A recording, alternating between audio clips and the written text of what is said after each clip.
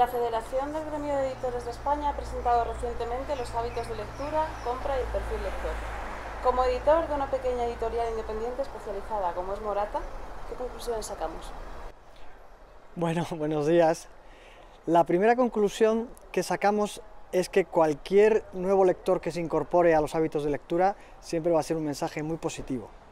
Pero estamos en unos índices de lectura de la población, es decir, de aquellos que leen una vez al trimestre, del 68%. Pero si profundizamos un poquito más y nos vamos a cuántas personas leen una vez a la semana, que para mí ya, digamos que eso sí sería un lector frecuente. Cuando me preguntan o le preguntamos a las personas, ¿usted hace ejercicio? Dice, sí. ¿Y cuántas veces sale usted a correr, por ejemplo, por el parque? Dice, bueno, pues yo salgo a correr una vez al trimestre. La respuesta sería, pues usted corredor no tiene mucha pinta. Bien, pues aquellos que leen una vez a la semana, si hablamos de la población femenina, sí estamos hablando ya de índices más lectores. El dato exacto, que lo tengo por aquí, es 56% de las mujeres leen una vez por la semana, ¿vale? Y en el caso de los hombres es el 40 y tantos. Pero claro, si profundizamos todavía un poquito más y vemos los motivos por los que leen, fundamentalmente se lee por entretenimiento.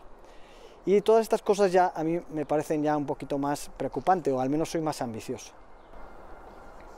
Hemos dicho que quienes leen lo hacen por entretenimiento, entonces es lógico llegar a la conclusión de que se lee más literatura. ¿Cómo afronta esto una editorial de ensayo? Sí, pues difícilmente porque me viene una anécdota de una clase de alumnos de segundo de bachillerato a la que me invitaron para que yo pudiera participar con ellos y explicarles la importancia de la lectura. Entonces dije, voy a ver si soy capaz de crear un impacto inicial. Así que comencé la clase hablándoles del origen de la publicidad.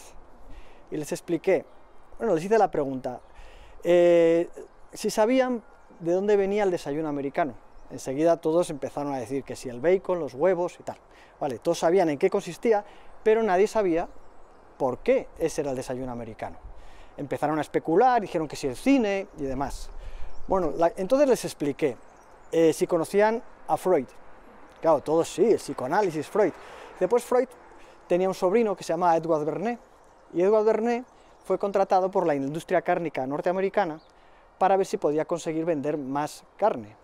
Y entonces lo que hizo fue convencer a una serie de médicos para que dijeran, y así surgió el origen de la publicidad, que el desayuno más importante para los americanos tenía que consistir en huevos con bacon. Y a partir de ahí, el desayuno americano es huevos con bacon. Los alumnos en ese momento pues estaban un poco fascinados de que eso pudiera ser así. Y entonces les conté el siguiente encargo que tuvo Edward Bernays, que fue aumentar el consumo de cigarros. ¿Y quién le solicitó esto? Pues fue la industria del tabaco americano, y él rápidamente investigó y vio que las mujeres no fumaban.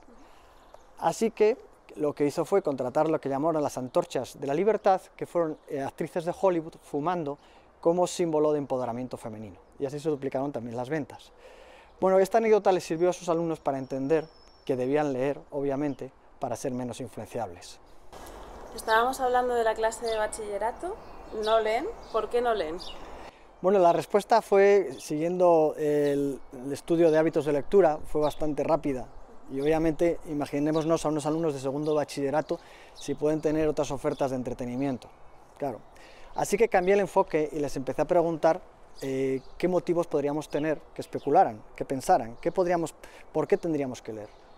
Y enseguida pues surgió la necesidad de comprender el mundo, de comprender a los demás, de tener empatía. Así que les hablé de un pedagogo del que he publicado algunos libros, que es Kieran Egan. Recientemente publiqué Educación imaginativa, una aproximación a Kieran Egan. Aquí nos habla este pedagogo de los distintos niveles de comprensión. El primer nivel de comprensión es la somática, que es la que tenemos cuando nacemos, la que reconocemos las emociones, los gestos de nuestros padres. Pero ya cuando tenemos el dominio de la palabra, cuando empezamos a hablar, tenemos la comprensión mítica, ¿vale? Más adelante desarrollamos la profundidad de los personajes, y ahí estamos en la comprensión romántica. Pero cuando ya tenemos el nivel de adolescencia, empezamos a preguntarnos cuestiones sobre el mundo. Esa es la comprensión filosófica. Y la más avanzada de todas es la comprensión irónica. ¿Vale? Entonces yo les preguntaba, ¿en qué nivel de comprensión estaban ellos? Y claro, inmediatamente pues todos se manejaban que difícilmente la comprensión irónica, incluso bromeamos sobre algún tipo de ironía, ¿vale? Y bueno, pues desde entonces les quedó claro que que para llegar a ese nivel de comprensión era muy importante la lectura. Lo que ocurre es que, bueno, volviendo un poco a los hábitos de lectura, hay comprensiones como la romántica que es evidente que con la narrativa, con la ficción, se desarrollan, pero ¿qué ocurre con otras, como por ejemplo puede ser la comprensión irónica o la filosófica? ¿Se desarrollan solamente con el ensayo? Claro, pues es cierto que no solamente se desarrollan con el ensayo, es decir, en toda la literatura tenemos, y tengo aquí otro libro que me lleva un poco a esa relación de lo que preguntas, que se llama Sociología y Literatura, dos observatorios de la vida social. Entonces, suele suceder que nosotros podemos leer una novela de misterio y quedarnos únicamente en el hecho de la novela de misterio, o en leer una novela histórica y no profundizar mucho más allá de la época en la que se desarrolló esa novela. Bien, aquí Fernando Álvarez Uría nos hace un análisis de cómo los autores que escriben narrativa forman parte de una época. Y evidentemente forman parte de esa época en la que nacieron y podemos aprender de esa época a través de la narrativa. Pero para poder llegar a ese nivel de comprensión hay que tener esa capacidad de reflexión. Y esa capacidad de reflexión no es inmediata. De tal manera que yo después de leer este libro, pues ya leer a Conan Doyle, o leer una novela de misterio, o leer a Agatha Christie, o leer a los escritores rusos de esa época, para mí ya me están aportando una información que antes simplemente no recibía. Volviendo a esa anécdota que nos comentabas de la clase de bachillerato, ¿encontramos más motivos para leer que la comprensión o que el entretenimiento? Claro, pues estando en una clase, en un entorno escolar, pues no les costó mucho expresar que la importancia de la lectura para aprender, ¿vale? Y bueno, pues eso me llevó otra vez a otra reflexión y a otro libro que también de este último año, que es de un lingüista, ¿vale? Que es James Polgy, y habla de la inteligencia colectiva y de los alfabetismos. Y les hice ver que, claro, la inteligencia colectiva viene a través de la lectura, y cómo, por ejemplo, en la situación de pandemia en la que nos encontramos ahora, pues que todo eso se comparta, y se comparta a través de ensayos, a través de investigaciones, a través de distintos documentos. Y la lectura es lo que nos hace que podamos de alguna manera compartir y tener esa inteligencia colectiva. Pero también les llamé la atención en otra cosa que dice este lingüista, que habla del óptimo de Pareto, ¿vale? Donde el 80% de las aportaciones las da el 20% de la población.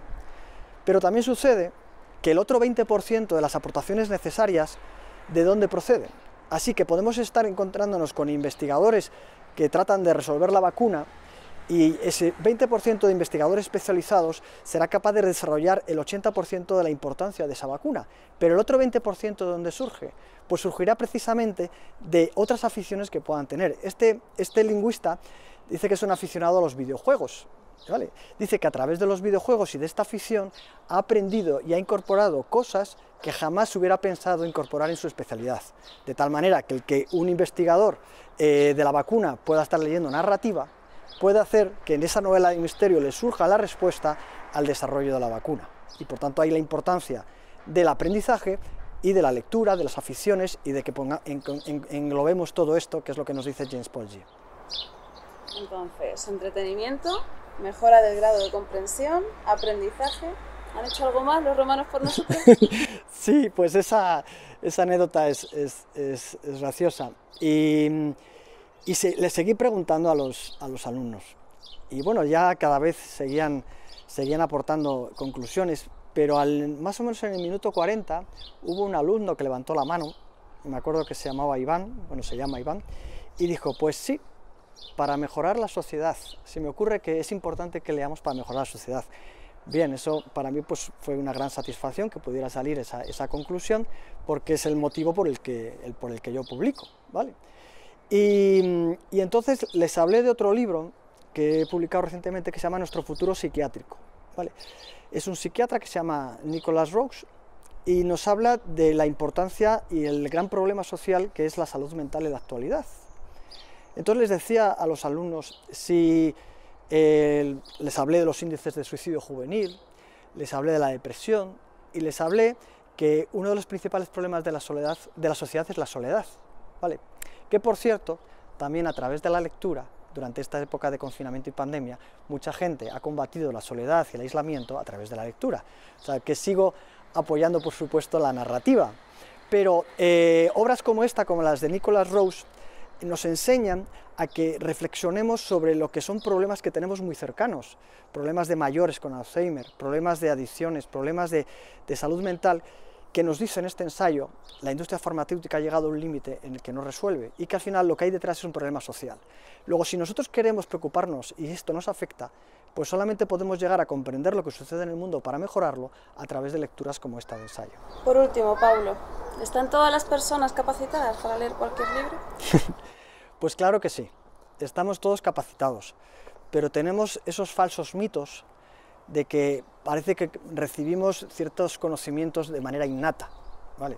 Y esto es algo que debate otro pedagogo que se llama Gordon Stobar en otro libro que tengo aquí, que se llama El aprendizaje experto, ¿vale? Nos lleva ejemplos, hay uno que me parece bastante curioso, pero bueno, trabaja, por ejemplo, cuestiones como los deportistas. Dice, un deportista ha llegado a lo que ha llegado, ¿y por qué ha llegado? ¿Ha nacido como buen futbolista o cómo fue?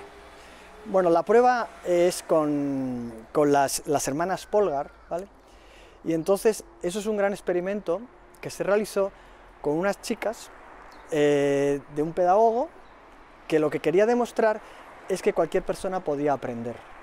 Así que lo que hizo fue, eligió una disciplina, como es el ajedrez, donde todo es muy medible, y él no tenía ni idea de ajedrez, y enseñó a sus hijas desde pequeñitas ajedrez, ¿vale?